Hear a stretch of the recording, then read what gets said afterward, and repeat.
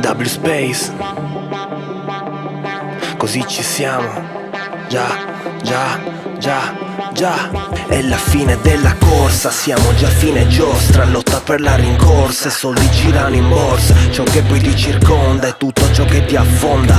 Nella tua testa e nella gente qua crea una bara onda. Fiumi di scelte spesso non corrette, scelte prese da sette. Se ti permetti di sapere, tu che hai sete di potere, poter prendere quegli altri tra le catene e riportarli da lì fino alla sede, lo sai bene. È la menzogna a renderci dissimili, tu che affronti le persone, i tuoi enzimi che dispersi tra le gocce in mezzo a questa stessa aria. Quasi soffoco se penso a quanto è stretta in quest'Italia. Ma guarda dove siamo capitati, dove stiamo in questa gabbia di matti. Come siamo collocati tra incertezze e fuggi dai palazzi.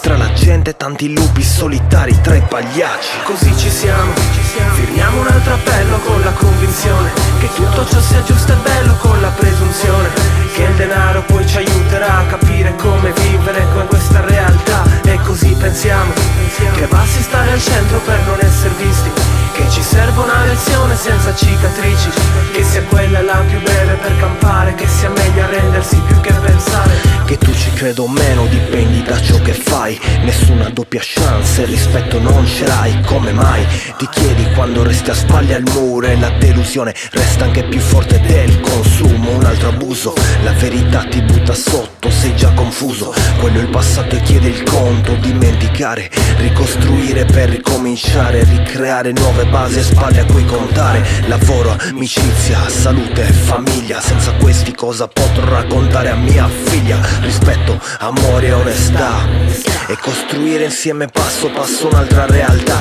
Con la forza di oggi unita a quella di ieri, con la stessa voglia di rimettere tutto su in piedi, cancellando tutto ciò che cerca di affossarti, con la testa e con la grinta che sa come cambiarti. Così ci siamo, firmiamo un altro appello con la convinzione che tutto ciò sia giusto e bello, con la presunzione che il denaro poi ci aiuterà a capire come vivere con questa realtà. E così pensiamo che basti stare al centro per non essere visti, che ci serve una lezione senza cicatrici, che sia quella la più breve per campare, che sia meglio arrendersi più che pensare. Così ci siamo, firmiamo un altro appello con la convinzione che tutto ciò sia giusto e bello, con la presunzione che il denaro poi ci aiuterà a capire come vivere con questa realtà. E così pensiamo che basti stare al centro per non essere visti, che ci serve una lezione senza cicatrici, che sia quella la più breve per campare, che sia meglio arrendersi più che pensare.